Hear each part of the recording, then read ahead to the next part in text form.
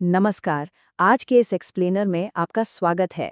आज हम एक बहुत ही कमाल के विषय पर बात करने वाले हैं, जहां हमारी हजारों साल पुरानी इंसानी साइकोलॉजी सीधे आज के हाइपर मॉडर्न आर्टिफिशियल इंटेलिजेंस से टकराती है।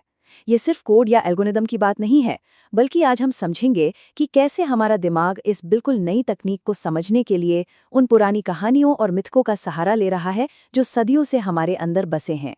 तो चलिए इस दिलचस्प सफर की शुरुआत करते हैं। तो चलिए सीधे मुद्दे पर आते हैं। फिलिप के डिक की ये बहुत ही मशहूर लाइन आपने शायद सुनी हो, क्या एंड्रॉइड्स इलेक्ट्रिक शीप के सपने देखते हैं? आइजैक एसिमोव से लेकर फिलिप के डिक तक साइंस फिक्शन राइटर्स दशकों से इन बुद्धिमान मशीनों की कल्पना करते आ रहे हैं। और मजे की बात यह है कि इन कहानियों ने हमारे दिमाग में पहले से एक तरह का नैरेटिव सेट कर दिया था। मतलब जब असली एआई आएगा तो हम इंसान उसके साथ कैसे पेश आएंगे, इसकी जमीन इन कहानियों ने पहले ही तैयार कर दी थी। अब जरा इस बात पर गौर कीजिए, यह वाकई बहुत अजीब है ना। आज हम एक सॉफ्टवेयर इंटरफेस से बात कर रहे हैं जो अगर सच कहें तो सिर्फ कोड की कुछ लाइनें हैं, लेकिन हमारा बर्ताव कैसा होता है? बिल्कुल ऐसा जैसे हम किसी प्राचीन डिजिटल ओरेकल या भविष्यवक्ता से बात कर रहे हों। हम उनसे जिंदगी की सलाह मांगते हैं, अपने सबसे मुश्किल सवालों के जवाब ढूंढते हैं। आखिर हम एक मशीन के साथ ऐसा पौराणिक बर्ताव क्यों कर रहे हैं? यही तो आज की सबसे बड़ी पहेली है। तो आइए सबसे पहले इस पहेली के पहले हिस्से को समझते हैं, प्राचीन मिथक और आधुनिक मशीनें। इसे समझने के लिए हमें थोड़ा पीछे जाना होगा कि इंसानों ने हमेशा से इस दुनिया को कैसे समझा है। कार्ल जुंग और जोसेफ कैंपबेल जैसे महान मनोवैज्ञानिकों ने हमें बताया है कि हमारा दिमाग असल में काम कैसे करता है। हमारा मानवीय मस्तिष्क स्वाभाविक रूप से आर्किटाइप्स यानी कुछ जाने पहचाने किरदारों को खोजने के लिए वायर्ड है। जब भी हमारे सामने कोई बहुत ही जटिल या अनजान चीज आती है तो हमारा दिमाग तुरंत उसे समझने के लिए एक बुद्धिमान गुरु या कानून बनाने वाले जैसे परिचित सांचों में फिट करने की कोशिश करता है। हम नई चीजों को पुरानी कहानियों के चश्मे से ही देखते हैं। अब आते हैं आज के दौर में, यानी हमारे दूसरे भाग पर, क्लॉड और कॉन्स्टिट्यूशनल एआई। अब देखिए, क्लॉड के बारे में जो बात सबसे ज्यादा दिलचस्प है वो ये है कि इसे बाकी एआई से थोड़ा अलग ढंग से बनाया गया है।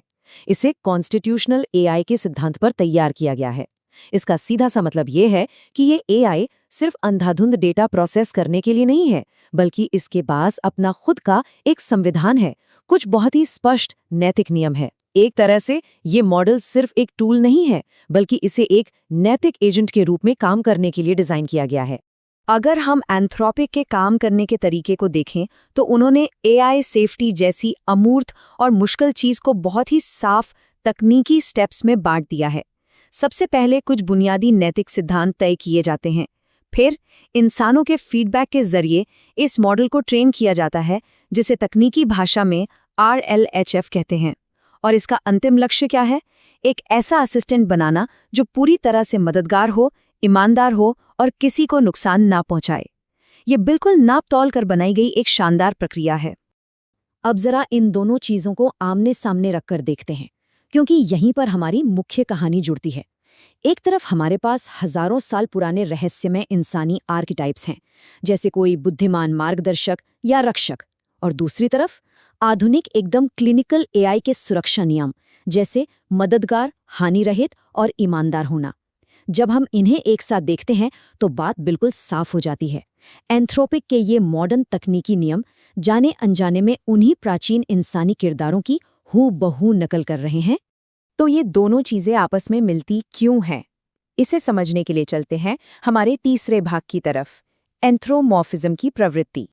हम इंसानों की एक बहुत ही पुरानी आदत है, हम निर्जीव प्रणालियों में भी इंसानों जैसी खूबियां और इरादे ढूंढने लगते हैं। इसे विज्ञान की भाषा में एंथ्रोपोमॉर्फिज्म कहते हैं। रिसर्चर्स ने साफ तौर पर साबित किया है कि ये कोई गलती नहीं है, बल्कि ये हमारी फितरत है। जब स्क्रीन पर कोई कर्सर ब्लिंक करता है और चैटबॉट बहुत ही तमीज से आपको जवाब देता है, तो हमारा दिमाग अपने आप ये मान बैठता है कि वहां कोई इंसान या कोई व्यक्तित्व मौजूद है। हम उसे सिर्फ एक मशीन मानना ही छोड़ देते हैं। दार्शनिक डैनियल डेनेट का द इंटेंशनल स्टैंस इसे और भी गहराई से समझाता है। देखिए, ऐसा नहीं है कि एआई सच में इंसान बन रहा है, बिल्कुल नहीं, बल्कि ये हमारे दिमाग की एक बहुत ही चालाक मनोवैज्ञानिक चाल है। एआई असल में एक ब्लैक बॉक्स की तरह है, इतना पेचीदा कि उसे समझना हमारे बस के बाहर है। तो इसके व्यवहार का अनुमान लगाने के लिए हम अपनी तरफ से उस पर इंसानी इरादे थोप देते हैं। हम कहते हैं शायद एआई ऐसा सोच रहा है या एआई ये चाहता है। ये बस उस अनजान मशीन को समझने का हमारा अपना एक तरीका है।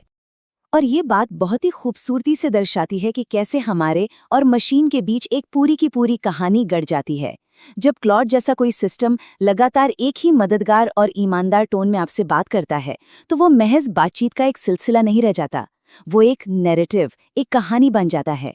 उसकी वो कंसिस्टेंसी और नैतिक ढांचा हमारे दिमाग को चकमा दे देता है और हमें लगता है कि हम महज कुछ कोड से नहीं बल्कि एक बहुत ही सुलझे हुए किरदार से बात कर रहे हैं।